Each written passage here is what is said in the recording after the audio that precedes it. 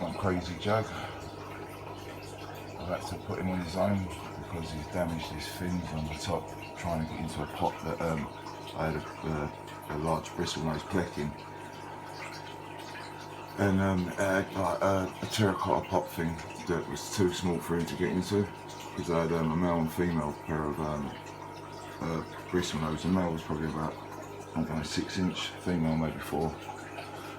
But like they obviously were coming out at night, and he was, you know what I mean, he weren't able to get them. But I come in one of the other days, about a week ago, and he was trying to get in the pot. I mean, proper trying to ram himself in there, and he damaged his top fins and his spine. Well, not the spine, the fins. You know what I mean?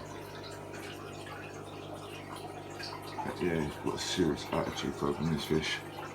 I'd say he's just as aggressive, if not more, than my smaller doe male that I had, the absolute nutcase. But I knew he was all spawning, so I mean, I can understand that. This one's just on his own.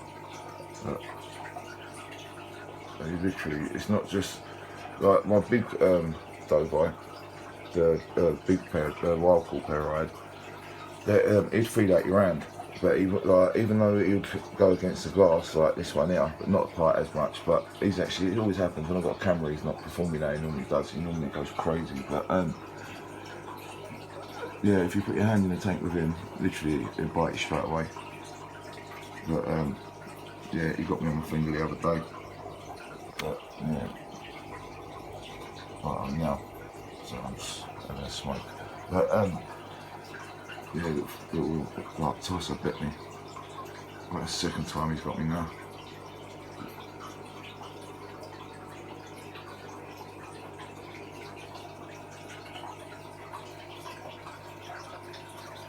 Yeah, I've got him in a dual tank a minute, because he's, funnily enough, when I first got in, I put him in with the flads, because he'd been in a tank with them before, but he was in an 8 foot. But what's happened now is like when I first set their tank up, which was the 4 by 26 or whatever it was, like only 18 inches tall. It was more like a frag tank, you know, for corals or maybe like turtles or something. But it was a nice footprint because of the 26 front and back, but it was the 18 was just a bit too small. So I had to put him in with him for the first night, and I put loads of hiding places in that 4 foot, and literally half hour later I come back in and he was just up in the corner. Like, he would have been killed, definitely. But yeah, it's crazy because the flags, I had them since 2017. Then the person I got the doe off of, they took them, and then they ended up asking me if I wanted them back, and I didn't at the time. My mate bought them, he put them in his 8 foot, and then they've never spawned, and then I got them back, and within like a week they'd spawned, and I mean a huge spawn. But I've literally, it had to be close on to 600 still, even by the time that I've sold them. You know what I mean? But yeah, the person that bought them like sells fish, so he literally took, like, I gave it to him at a ridiculous price anyway. But basically, he paid the money for 100 of them. Well, what would have been 100 for him, because originally he said he wanted 50. And I said, look mate, if you want it, stick a little bit more and I'll give you 100. Yeah, and when he said, yeah, go on then, I thought, you know what, I'm trying to, you know what I mean, keep down the number of tanks I've got in a minute, because I'm getting £125 a month electric bill in a 2-bedroom flat or apartment, if you're American. But yeah, I've got a marine tank with the Tico chiller on it, like it's a proper, like it's the business. But what I was doing is, because it's got a heater on that as well, I was just using it as a heater. And now I've been using one of them metal swivel ones. But I've ordered 2 Shagos, so yeah, they'll be going in my marine tank. But yeah, the marine tank, I've got a shark coming for that. I'm getting a shark and leopard moray eel. So I'm looking around at the minute for bigger marine tanks. I mean, it'll be big enough for them at the minute. The shark that they've got in TMC that I'm getting the fella from Maidenhead to get for me is about, I think about 11 inch, 10 inch. So I mean, it'll be fine in a 4x2 for quite a little while. I mean, it's got other fish in there that are quite tough, like the grouper. There's a fuzzy dwarf lion. I've got another moray in there. But yeah, I had loads of corals, SPS, everything, and then what happened was, as soon as I got that moray eel, it comes out at night, goes all between the rocks looking for, like, the skeletors eat crustaceans and like shrimp and all that sort of stuff. They're not piscivores, they're not fish hunters, so they come out and they're in and out of crevices. Every morning I'd come out, my coral would be on the floor. So really I need to use that the stuff that you put on it to pull them down. But to be honest with you, I was having problems anyway. It's only the SPS that survived, like the hard corals, because where I've got the moray and the harlequin grouper or the colonite grouper, there's quite a lot of bio waste from that tank, because he only eats prawns. The moray and the grouper will like eat mussels, prawns, whatever you drop in there normally. But strangely enough, he actually his favourite thing seems to be the Kari marine pellets. But there you go, mad from. But yeah, that's what I'm going to be doing. I'm looking at the 725 XL, the Red Sea 6 foot. But yeah, that's going to be the one. I think it's a 622, and it's 725. I think with the sump, not with the sump at operating level. But it's obviously going to be a lot less than that because of the amount of live rock I've got. I've probably got about 80 kilo of live rock. So we'll say it's about 200 pounds of live rock. But I don't think I'm going to add too much more live rock on the new tank, because I've got really good biomedia as well in the sump. I've got Cyperax, which although it's alright, you won't get like much nitrate reduction from it. It'll be just ammonia and nitrites. But the good thing is about it is the stuff that they've got out now is a new version of Cyperax, and it's got it's the only one apparently that breaks down waste that's on it, so that like instead of getting clogged up. But yeah, I found them brilliant for like when I had them in the Cichlid tanks, because there's nothing like them that takes ammonia and nitrite out of the water. Because I've done it when I've done a couple of tanks where I've had to set them up straight away, and yeah, I was quite impressed. But I've learned so much more by doing marine, so I'm real.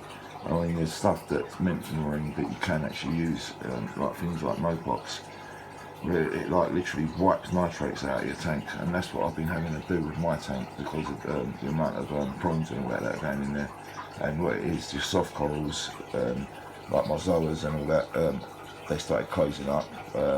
I had one of my LPS starting to like suffer, so I've got like some of them I put in one of my mates' tanks, and then I put another one in my other mates. But what it is, the one I gave the two to, my favourite one, which was my trachea, and it was just a zoa, but it was the trachea that I was gutted about, because he then got an outbreak of white spot in his tank.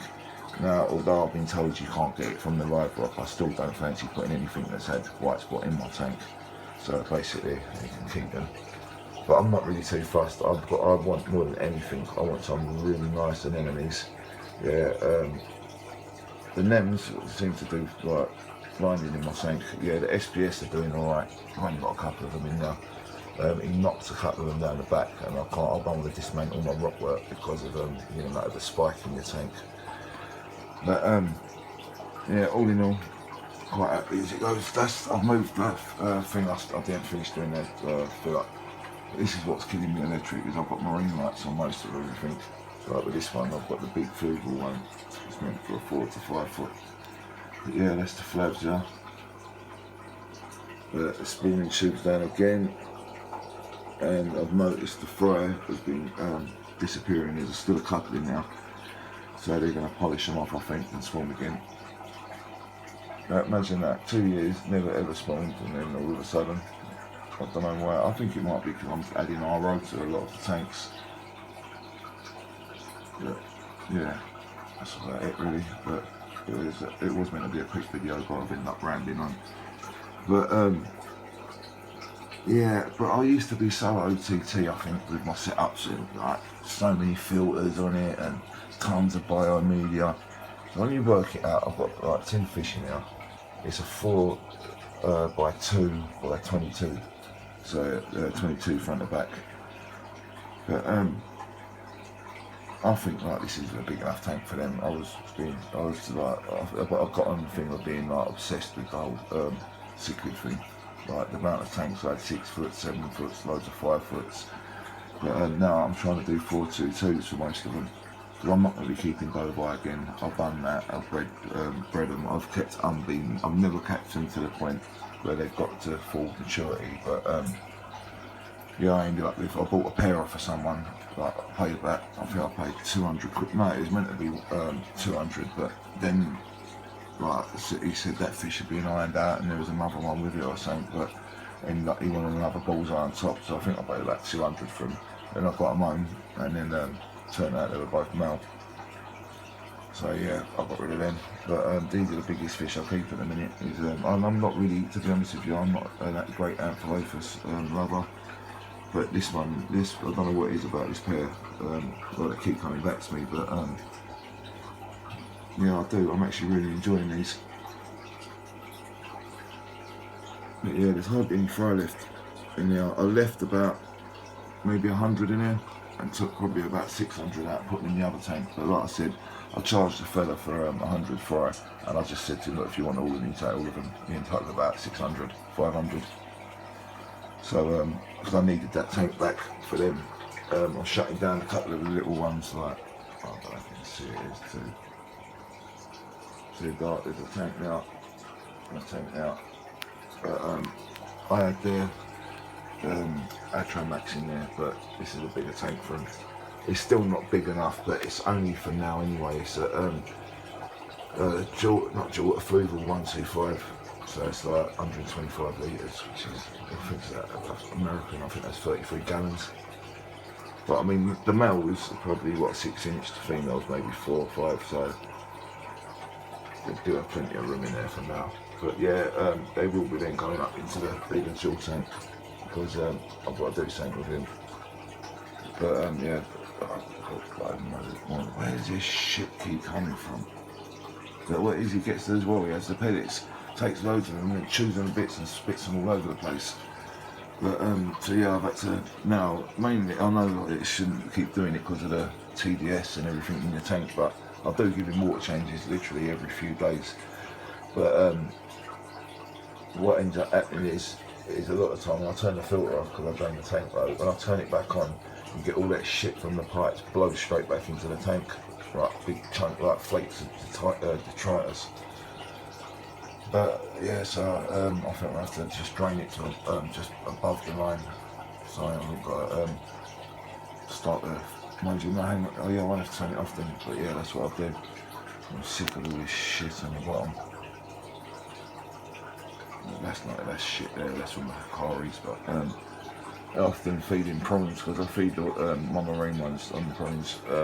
If I defrost a load and they're the other ones don't take them, I bring them into him and he just literally polishes them off. He literally get the big king size prawns, like a whole one on his own.